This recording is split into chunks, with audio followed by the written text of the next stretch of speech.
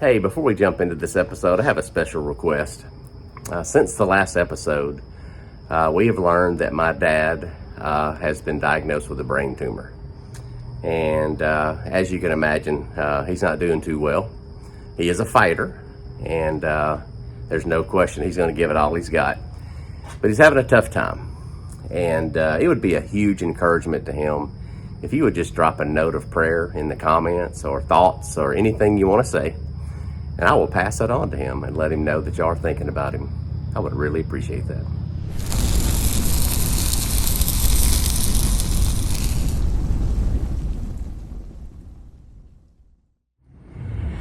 It is a beautiful morning here in Bossier City, Louisiana, and man, am I thankful. Man, summer has been rough here. I don't know how it's been in your town, but we have struggled. And I haven't been in the junkyard all summer because it's just been too hot. But I'm not just in the junkyard today because the weather's better, although that helps. I'm here because this episode is focused on how much we've spent on our project up to this point. You're probably thinking to yourself, there's no 41 Willys parts in a local pick-apart yard. What's that got to do with anything? Well, this is a source of a lot of our income for the project. Let me explain. Back when we were restoring the 97 Z28, a lot of parts weren't available reproduction, so we hit these yards to make it happen. Ended up with some extra parts, sold them on eBay, and realized, hey, we've hit a gold mine. Yes, we focus on 4th generation Camaro, like the one behind me, and our favorite thing to look for are tail lights. I do have an alert system with this particular company, UAIP, that lets me know when a car shows up. The sooner you get here, the better your chance are at grabbing those tail lights. It helps when you're a lifetime member. You think I've been here a few times? But here's the deal. For about 20 bucks, you can buy a pair of tail lights out of a Camaro, and on eBay they sell for between $100 and $200, depending on their condition. That's a nice profit. And that's one way we fund Project Bruce Willys. Here's another great example of something you may want to grab some parts out of. This is a 77 Buick Electra. You think, ooh, boring subject matter, but here's the advantage to it. Nobody makes anything reproduction for it. Zero.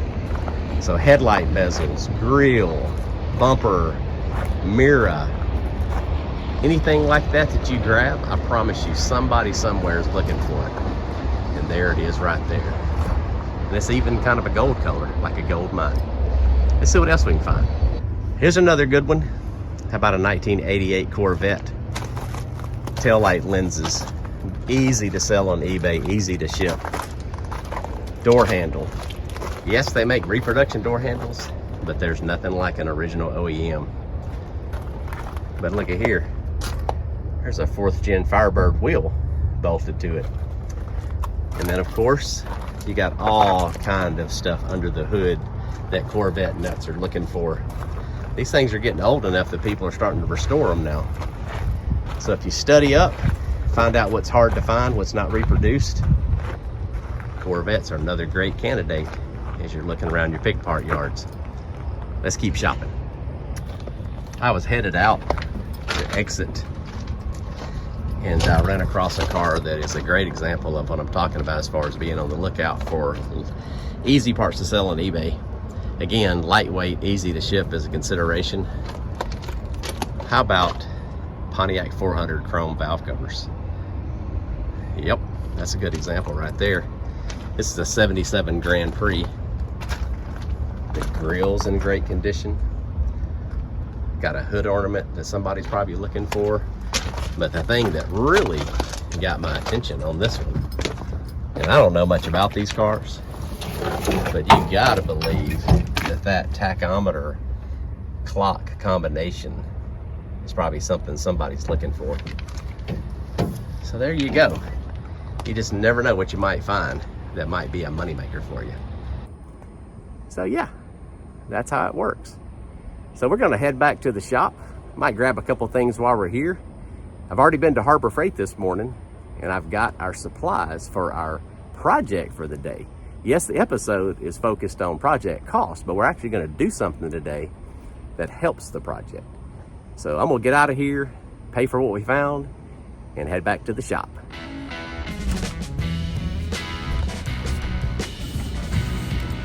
Almost forgot breakfast. Yes, ma'am. I just need a breakfast on the bun sausage, just the sandwich. Thank you so much. Appreciate it. All righty. Let's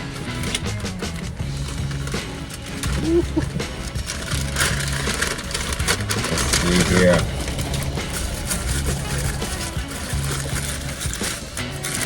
Oh, yeah. Delicious. Noticed this as I was heading home back to the shop. Had to catch you a quick look of it. Woo. Look at that Duster 340. Nice. Ooh, looks like he left his headlights on. Eesh, that's probably gonna be a problem later. Anyway, off to the shop. All right, guys, we made it back to the house, and I want to explain my dilemma and what we're going to focus on today. So we put a ceiling in the shop. I'm going to show you that here in a minute. Mainly because it was having trouble staying cool. I mentioned earlier we had a really rough summer. So we put a ceiling in, and to do that, we had to get the Jeep out of the shop. So what I did is I put the body back on the chassis. You see it behind me there, just temporarily. And we rolled it into my house garage. So here's the dilemma. The chassis is not near finished and the body's in the way. And I like things to roll around. So I'm gonna show you what I did on a smaller scale and what we're gonna do on a larger scale to kind of solve this problem. We're gonna make a body dolly out of leftover materials that used to be in the shop. Let me show you what I mean. If you remember, you may have noticed in previous videos that there were rafters, exposed rafters before, and most of the body components to the Willys were stored up in these rafters. That's not possible anymore, and that's okay, because now we're actually getting ready to work on all of those components. But what that led to was a lot of leftover lumber. All of that lumber stacked in that corner was what supported all of the pieces and parts up in the rafters. So, what are we gonna do with that? Well, as I mentioned, I like things to roll around, I like mobility. I created last year this small version of a roll around workstation. And I put the transmission on it at one point. Just here recently, I painted some brackets for the gutters for the shop. It is a great tool. Got a vise on it. Made that out of sawhorse kit from Harbor Freight and casters. Well, as you saw earlier, I was at Harbor Freight and I bought more of the same. We are going to take these sawhorse bracket kits and 4 casters, and we are going to build a larger version of that will serve as a body dolly for now and then can be a workstation later. And I'm thinking of things like upholstering seats, things you need to work 360 degrees around. You get the idea. It's going to be like a big rolling platform. So that's what we're going to do today. And as I mentioned, don't bail out too soon, because the very last thing I'm going to do after we get this body dolly built is I'm going to let you know the project cost updates for Project Bruce Willys. Let's throw this thing together.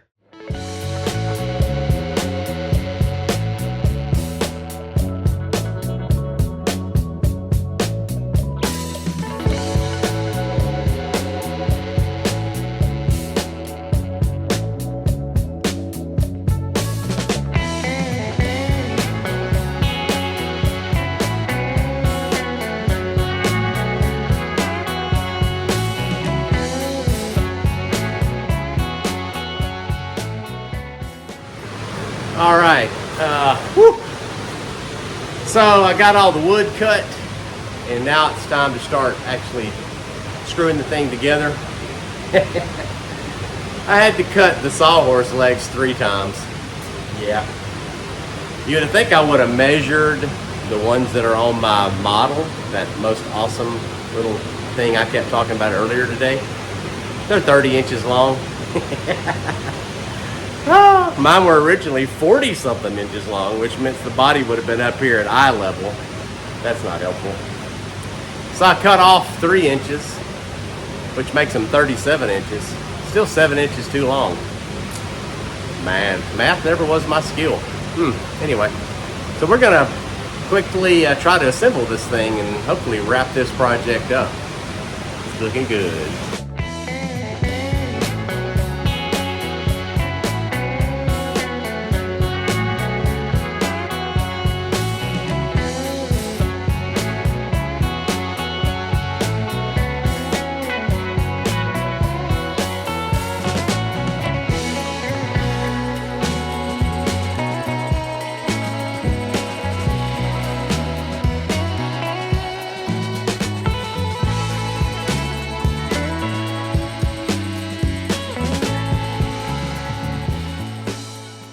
Okay, so it is finished. The body dolly slash platform slash workstation that rolls. There's its mock-up, the smaller version right there. And then the big one now.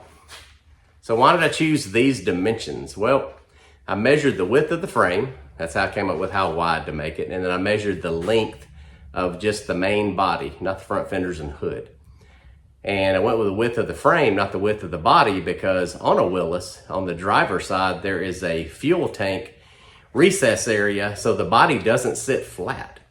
So basically the body is gonna kind of straddle this dolly much like it would the chassis. So yeah, so next time my son-in-law comes over, we'll throw the body up on there, and we're gonna tackle brakes next on the project. But as promised, I'm gonna go out to the chassis now in the other garage, my main house garage, and we're going to talk through the total cost of the project up to this date, because I promised you I would. All right, so let's dive right in. The first thing we bought was tires and wheels.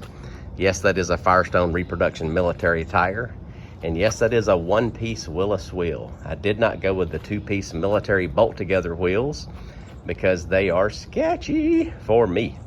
They are just scary to me. I like one-piece wheels. Some people say the early Willys War Jeeps possibly had one-piece wheels. As you know, this is an early one, December 23rd, 1941, so they might be right for the Jeep. But that's not why I did it. I did it because they're safer. So right off the bat, $2,000 invested in 5 tires and 5 wheels. Yes, I do have the spare, and it's hanging on the wall in the shop. So there you go.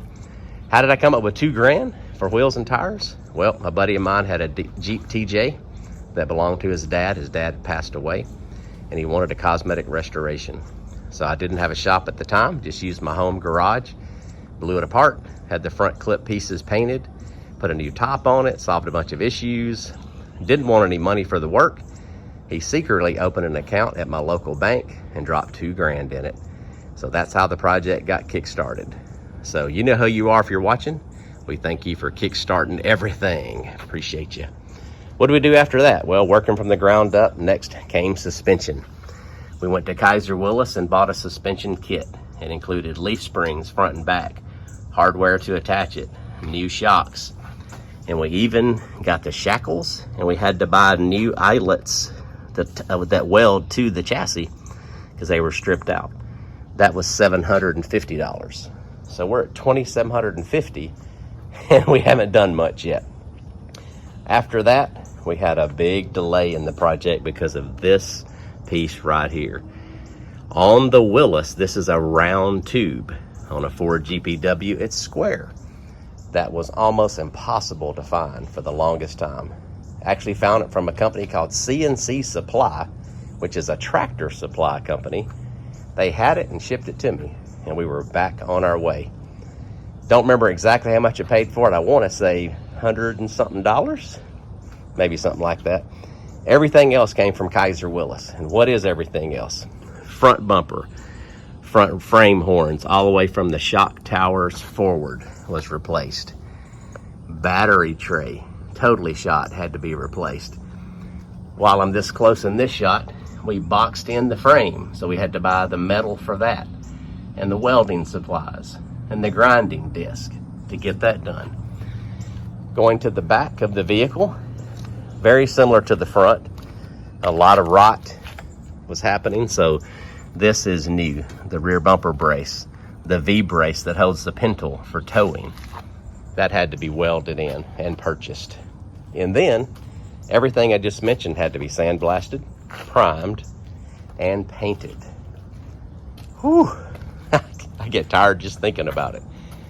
So let me just get right to the point. How much have we spent? As you see it, as it sits, we have $5,000 invested. And again, that's just parts and materials, no labor. Everything was either me or kind volunteers making things happen. So why did I want to give you this update? Well, a lot of folks were asking, number one, but also I wanted you to know when you see one of these Willys Jeeps for sale and you wonder why they're so expensive, now you know.